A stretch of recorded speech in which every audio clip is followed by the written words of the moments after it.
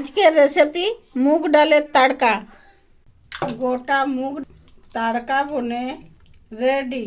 এই যে গোটা মুগ ডালের তড়কা।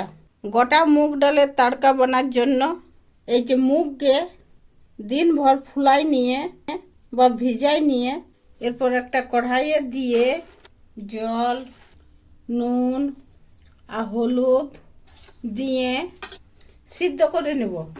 এই যে সিদ্ধ হয়ে গেছে, এরপরে নাভাই নিয়ে একটা প্যানে তেল গরম করে জিরা, শুকনো লঙ্কা, তেজপাতা, রসুন সব কুচি করে, কাঁচা লঙ্কা আর পেঁয়াজ এগুলো ভাজে নিয়ে, পেঁয়াজ ভাজা হয়ে গেছে, এরপরে এই যে সিদ্ধ করে রাখা গোটা মুগটা দিয়ে আর মিক্স করে 1 চামচ বেসন দিয়ে এটার সঙ্গে মিক্স করে দেব।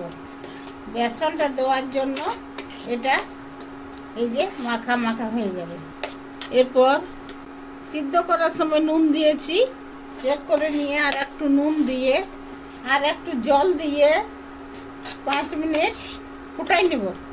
5 মিনিট ফুটাই নিয়ে আঁচটা বন্ধ করে দিয়ে ধনিয়া পাতা দিয়ে নাভাইয়া আর উপর থেকে এই যে ডিম ভাজা দিয়ে গার্নিশ করে দিচ্ছি।